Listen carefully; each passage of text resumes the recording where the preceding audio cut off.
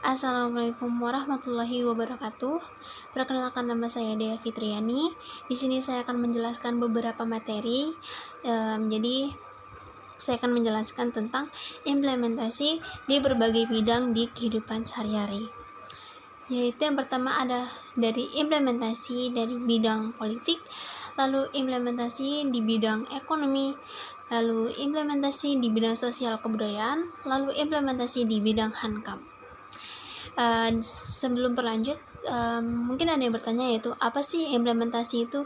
Jadi implementasi itu adalah sebuah tindakan yang dilakukan oleh seseorang ataupun sekelompok orang yang berdasarkan atas kebijakan yang sudah ditetapkan sebelumnya. Jadi tindakan tersebut juga itu dilakukan atas perencanaan yang jelas dan tujuan yang jelas juga.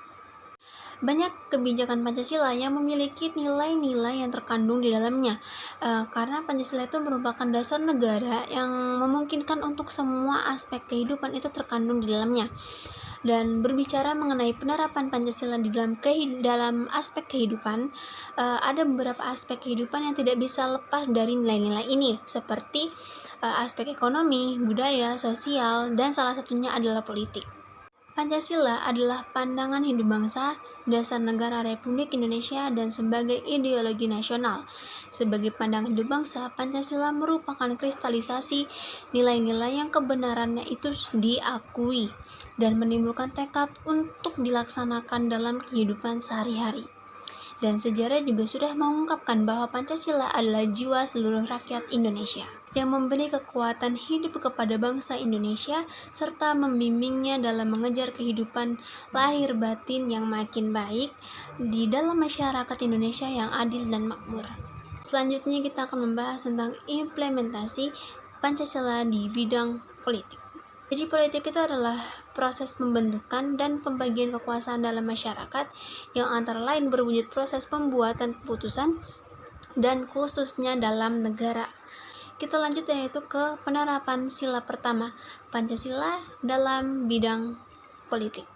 Sila pertama menandakan bahwa kegiatan politik di Indonesia harus menjunjung tinggi moral. Seperti yang kita tahu bahwa nilai moral yang tertinggi berdasar pada nilai-nilai ketuhanan. Dan sedangkan moral keagamaan sendiri bersumber pada kepercayaan kepada Tuhan Yang Maha Esa. Sedangkan Indonesia adalah negara yang memberi kebebasan pada rakyatnya untuk memeluk beberapa agama yang diakui Indonesia. Karena Indonesia mengakui beberapa agama, maka kebijakan politik di Indonesia juga tidak boleh memihak atau memberi keuntungan pada satu agama saja. Lalu lanjut ke penerapan sila kedua Pancasila dalam kehidupan politik. Berdasar pada sila kedua ini, kebijakan politik di Indonesia harus berdasar nilai kemanusiaan. Manusia, dalam hal ini warga negara, adalah komponen tertinggi dalam sebuah negara. Oleh karena itu, sudah seharusnya apabila nilai kemanusiaan itu dijunjung tinggi dalam semua aspek kehidupan termasuk dalam bidang politik. Penerapan sila ketiga Pancasila pada kehidupan politik. Negara Kesatuan Republik Indonesia adalah negara yang dibentuk berdasar pada persatuan. Banyak perbedaan yang harus disatukan untuk menjadi Indonesia. Seperti yang kita tahu, Indonesia mempunyai beragam agama, suku, dan ras di dalamnya. Oleh karena itu, tanpa adanya persatuan di setiap elemen, beberapa elemen kehidupan tidak akan berjalan dengan baik. Kita lanjut dalam penerapan sila keempat Pancasila di kehidupan politik. Sila keempat dalam Pancasila menjadi dasar Indonesia untuk menjadi negara yang demokrasi. Hal itu menjadi perwujudan dalam penerapan asas-asas demokrasi Pancasila. Dalam hal ini, Indonesia memberikan kebebasan kepada rakyat untuk mengemukakan pendapat. Selain itu, Indonesia juga sangat menghargai suara rakyat dalam pengambilan keputusan atau kebijakan politik. Kita lanjut ke penerapan sila kelima Pancasila di kehidupan politik. Sila kelima yang berbunyi keadilan sosial bagi seluruh rakyat Indonesia mempunyai arti yang sangat luas. Beberapa hal yang berkaitan dengan contoh penerapan nilai-nilai Pancasila dalam bidang politik yang erat dengan konsep sila kelima ini. Antara lain adalah gotong royong, tolong menolong, dan kasih sayang terhadap sesama. Dalam ranah politik, keadilan sosial juga harus diterapkan. Kita lanjut ke pembahasan kedua, yaitu implementasi di dalam bidang ekonomi. Dalam bidang ekonomi, implementasi Pancasila dalam pembuatan kebijakan negara dalam bidang politik dituangkan dalam pasal 27 ayat 2, pasal 33, dan pasal 34. Pasal-pasal tersebut adalah penjabaran dari pokok-pokok pikiran kedaulatan rakyat dan keadilan sosial yang masing-masing merupakan Pancasila dari sila keempat dan sila kelima. Dua pokok pikiran ini adalah landasan bagi pembangunan sistem ekonomi Pancasila dan kehidupan ekonomi nasional. Berdasarkan penjabaran pokok-pokok pikiran tersebut, maka pembuatan kebijakan negara dalam bidang ekonomi di Indonesia dimaksudkan untuk menciptakan sistem perekonomian yang bertumpu pada kepentingan rakyat dan keadilan. Salah satu pemikiran yang sesuai dengan maksud ini adalah gagasan ekonomi kerakyatan yang dilontarkan oleh Mupiarto, sebagaimana dikutip oleh Kailan 2000/239, yaitu pengembangan ekonomi bukan hanya mengejar pertumbuhan, melainkan demi kemanusiaan, demi kesejahteraan seluruh bangsa. Dengan kata lain, pengembangan ekonomi tidak bisa dipisahkan dengan nilai-nilai moral kemanusiaan. Selanjutnya, kita ke pembahasan yang ketiga, yaitu implementasi Pancasila di dalam bidang sosial budaya.